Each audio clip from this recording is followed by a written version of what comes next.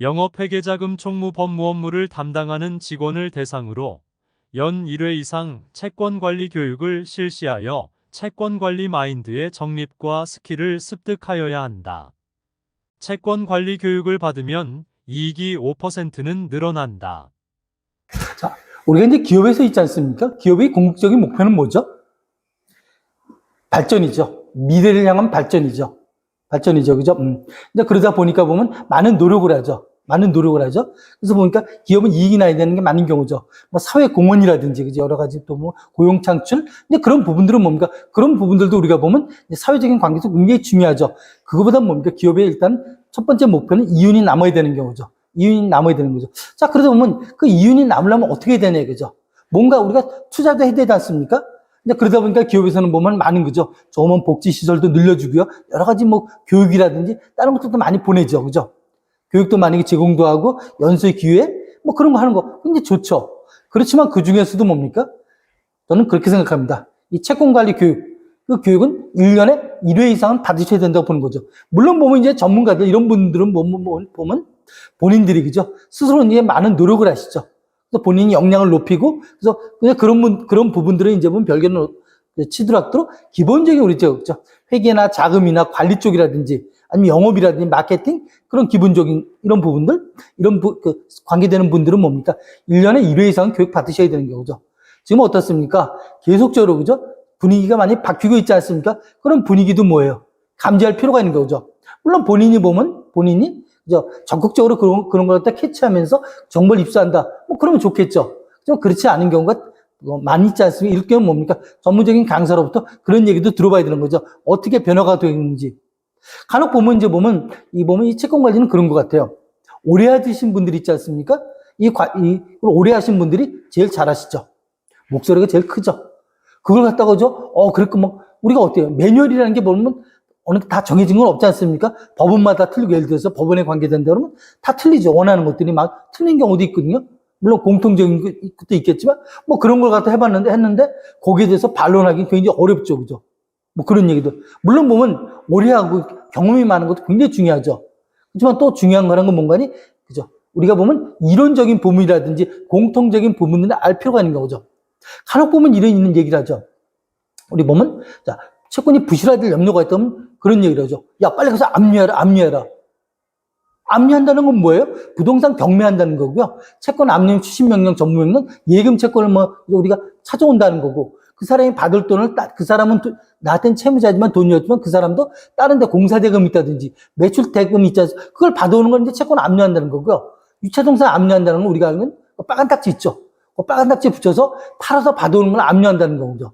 우리가 뭐 국가기관 국세청은 아니지 않습니까? 근데 그걸 갖다가 지금 보면 우리가 가지고 있는 게 뭐예요? 아무것도 없잖아요. 그죠? 지금 당장 그런 일이 생기는데 이럴 때는 뭐 용어 자체도 가압류한다는 용어를 써야 되는 거죠.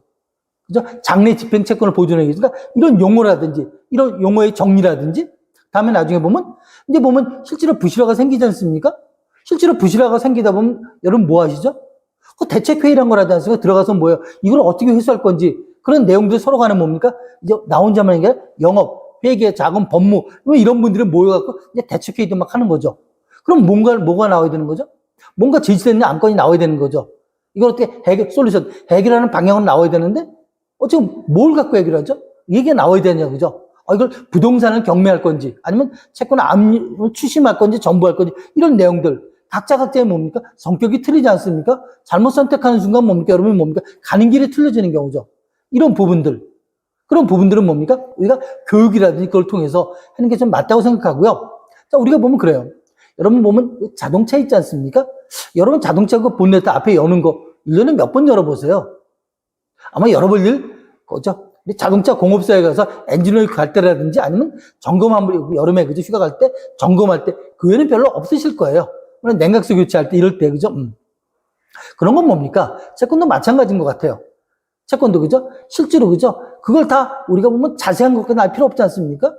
그런 거 이제 자세한 내용은 뭡니까? 자동차를 갖다 전반적으로 관리하는 사람들이 하는 거고 그렇지 않은 사람들은 뭡니까? 자동차를 운행할 줄만 하면 되잖아요. 채권도 좀 마찬가지로 생각해요. 복잡한 이론과 판례 굉장히 얼마나 많겠습니까?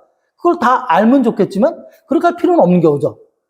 모든 사람이 알 필요는 뭐죠? 그렇지만 뭡니까? 공통적인 거, 기본적인 거 그거는 뭡니까? 반드시 아셔야 되는 거죠. 자, 우리 축구 시합할 때 그렇잖아요. 그죠? 하프라인 골키퍼가 아무리 유능해도 뭐예요? 하프라인 골 넘어오고 골 에리어 들어오면 그거, 그죠? 다이빙 뛰면서 막기 한두 개 또 들어갈 수밖에 없지 않습니까? 그렇지만 뭡니까? 미드필드에서 뭡니까? 공이 안 넘어오게 하고 다 막아버려야 되는 거죠. 그런 역할을 누가 한다고요? 우리 보면, 특히 보면 영업사원이라든지 기본적인 거 같은 경우, 그죠? 이런 거, 거기서 막는다든지, 그 다음에 관리 쪽이라든지, 이런 거 하면서 뭡니까? 기본적인 것만 우리가 어느 정도 막아도 뭡니까? 기본을 한다는 거죠. 그래서 보면은, 여러분 나중에 있잖아요. 보면, 실제로 보면 부실 채권이라고 그러죠. 부실 난 것들 한번 놓고 한번 확인 한번 해보세요. 이게 왜 나는지.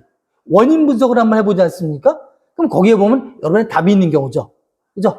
다른 데서 답을 찾지 말고 뭡니까? 그걸 찾아보면은 여러분의 사례는 뭡니까? 다른 데서 오는 게 아니라 그런 사례들이 유사한 사례들이 뭡니까? 계속적으로 뭡니까?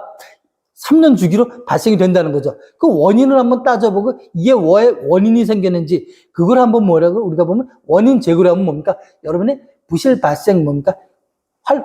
나타날 확률이 상당히 적어지는 거죠. 부실이 발생이 적어지면 어떻습니까? 나중에 여러분들이 보면 단기 순이익이 있지 않습니까? 이자. 이익이 늘어난다는 거죠. 이익이 늘어난다는 건 뭐라고요? 그럼 회사를 봐서는 주주들한테 배당금이 늘어난다는 거고 이익 잉여금이라든지 자본 잉여금을 통해서 뭡니까? 서로 재출자, 그죠? 우리가 보면 새로운 도약을 할 수 있는 길이 열릴 수 있다는 거죠. 그래서 보면 그런 게 어디서 시작한다? 가장 기본적인 것 같지만 그래도 보면 채권관리 교육에서 시작한다고 보고요. 그 교육에 대한 중요성도 저희들이 한번 생각해 볼 필요가 있다. 이렇게 생각하고 있습니다.